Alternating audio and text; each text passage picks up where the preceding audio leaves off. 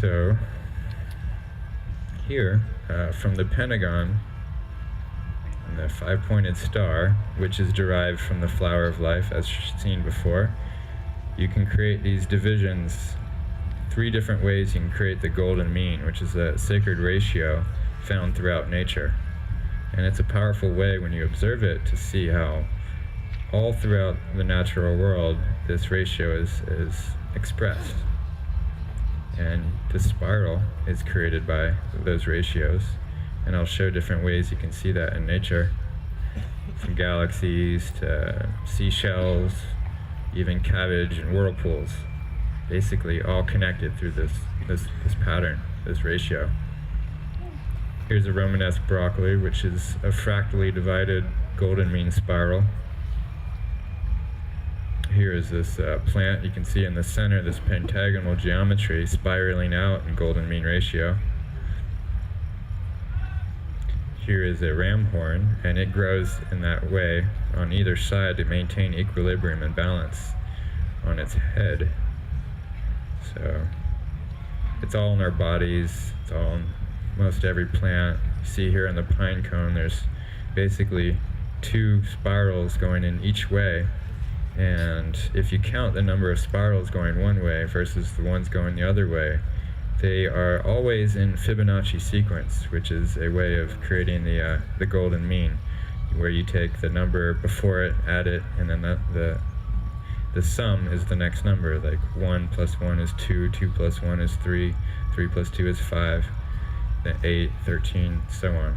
So you can start to see these golden ratios throughout nature, and it's a really fascinating way of revealing the interconnectivity, seeing the similarities. So here we have a galaxy and a hurricane throughout. You can see these forms exist everywhere, other planets everywhere. And a fascinating phenomenon you're probably all aware of are crop circles, which seem to always employ golden means, sacred geometry, platonic solids, and for whatever reason they choose to utilize these forms and these ways of expression. And for me, my personal theory is that whoever it is, whatever it is, whether it's the planet trying to reach out and communicate to us, or some other alien species, whatever it may be, it decides and chooses to communicate to us through geometry, because it's a language that transcends culture, transcends language, that we can all relate to. And by being human, by being part of this natural experience in life, you're forced to resonate with it, because we all stem from it. So here you could see another one totally derived from the flower of life, and another one, a fractalized pentagon, and another, and another. And here's one from this year. As you can see, the hexagonal geometry in there, 3-dimensionality. Here we have a nebula forming the Vesica Pisces. So, I mean, it's just there in your face how this geometry shapes the universe and the world we live in. Also, sacred geometry is a way to derive the musical scale. So I'm starting to show you how music is also connected to the geometry and form and shape. So you see all those different Vesica Pisces in this diagram, and that shows you the differences in the lengths of the frets on the guitar, or the spacings of the holes of a flute you can create by using these circles in geometry. And it's a really powerful thing to utilize the tools. I employ a compass and a straight edge, and just with those tools, you can just get really deep in connecting with yourself and the world, and then, just nature in general.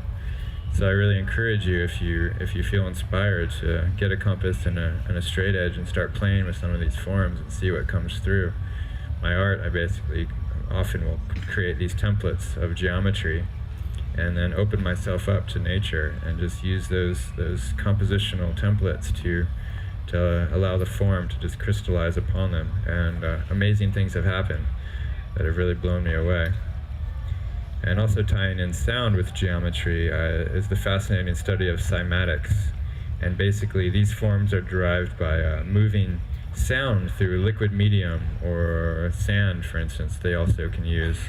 And these oscillating particles, or liquid, when light shines through it, create these geometries. And it's a powerful way to understand how sound and vibration create the world we live in, create this dimension that we exist in, and how all things are vibration, all things are geometric. And another facet of sacred geometry that's very interesting. Hans Jenny was the first to introduce this and demonstrate it. Here's another cymatic pattern made by oscillating a metal plate with sand on it. So you get a pure sound tone, and all the particles of sound will oscillate until they form this geometry. And then you can change the pitch or the tone of the sound, and it gets disorganized and then reorganizes itself in another geometry or another form. So now I'll get into where you will find sacred geometry in ancient civilization. This is a photo I took in Egypt, and there is on this wall, maybe many of you have seen this image before, but a flower of life that's not etched, not carved, but somehow kind of emblazoned upon the atomic structure of this wall. And it really is mind-blowing, for one, why it's there, but two, how it got there, and whatever reason it was that they put it there. But you could start to see how this isn't new information, that this is just this upwelling of awareness and fascination with sacred geometry is basically a reawakening of lost knowledge, lost information. A lot of the Masonic order and these people basically wanted to have this information and keep this information secret because of the power that it revealed and what it did share. So here is an image I got after last boom. I went traveling in Spain, and I went to Cordoba, and there's a mosque there, and I saw this, and I was like, wow, there it is again. And this was from the Visigoth culture that was there, the seat of life. You could see as well sacred geometry found in ancient Christian art. Here we have the Vesica Piscis, again the womb, holding within it Jesus. And here is the famous Tutankhamun, and you can see that this was sculpted as well using a geometric template. There's the pentagonal shape. Here's the Chalice Well in Glastonbury, England, the Vesica Piscis. Here is a view looking up in an ancient cathedral. You see the hexagonal geometry. And if you look around Boom this year, you'll notice that many of the structures, from the dance temple to Groovy Beach to all the structures in the healing area, are based off this hexagonal geometry. And that is because basically we're creating that continuity within the structures as well as a resonance with nature. And by creating these spaces using this geometry, it really connects us to a greater order, a greater system. So the intention behind it was to not only bring in the awareness of the geometry and how it connects us with all of nature and each other and each of the different areas, but as well the theme being water and the hexagonal geometry being the natural structure of water. Basically the idea was to crystallize the experience that you are having here and uniting all the different spaces to amplify and encourage a connection between everything and each other. And it's an ancient technique that you can see here used from the Templars. And here, I believe this is 2004, using geodesic structures as again a means of uniting people within it. The dance temple, all about unity and connection and amplification. So this is facilitated by creating these spaces that are geometric in nature. It really cleans the energy, clears it, and allows it to be radiated out as well as, gathered together. Here's another example of geodesics. This is one, I believe, in Japan, which I found, which is really mind-blowing. I'd love to see something like this here. And ancient art, this is a Tonka. As you can see the geometry in there within it. It's basically like a meditative tool. By using the geometry, it really allows you to be drawn in with your consciousness and your awareness to receive the hidden teachings within, and to create that like consciousness, that meditative state that allows you to really connect in with yourself and the rest of the world. So that was a portal into my own art here, which I will begin with this piece, which is how I stumbled into sacred geometry.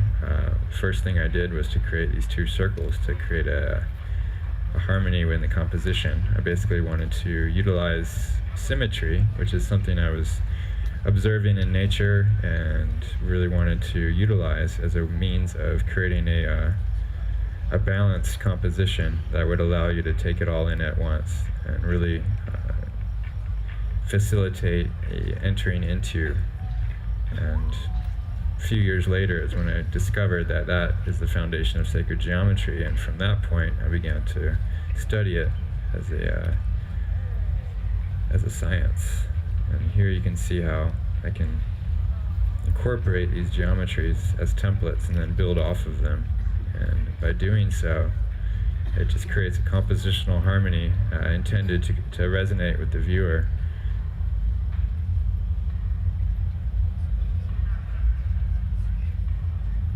I'll just go through a few examples here. Some of my work.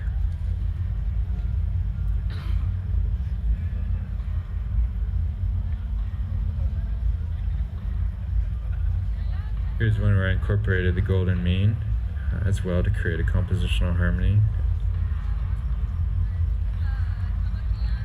Another fascinating branch that I like to explore is synesthesia, which is the merging of the senses, where you'll see color or see sound or hear color, and there's the blending of all the senses together. It's a fascinating way. And here, Diapente is the title of this piece, which is a musical root harmony of the fifth. So it's dividing the wave into fifths, creating a harmony. And I wanted to show how that as well is a visual harmony with this piece. Here's Gaia, and this really ties into the theme this year of Boom. This was a piece that I wanted to basically demonstrate the cyclical nature of water and how it's constantly flowing and just changing its forms from clouds to rain to rivers, back into clouds, back into rain, constantly flowing and recycling itself, as well as the carbon chain constantly recycling itself, being decomposed, working through its phases.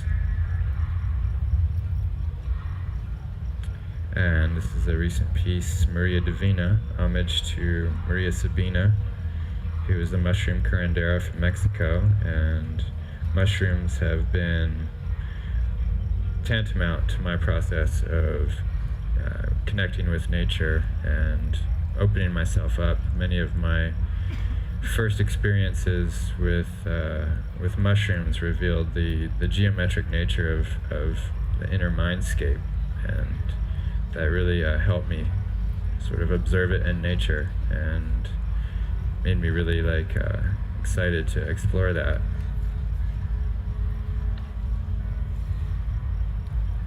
This piece is called Diosa Madre Tierra, which is Goddess Mother Earth in Spanish, the initials being DMT, and it was inspired from my first experience with DMT, which, as you heard from the last presentation, is also derived with a hexagonal molecular matrix. So that all neurotransmitters in our brain are derived from that molecular geometry, and my experience was amazing, and it revealed so much to me, and this is a piece that demonstrates that experience. And other ways of exploring geometry through my art and expressing it.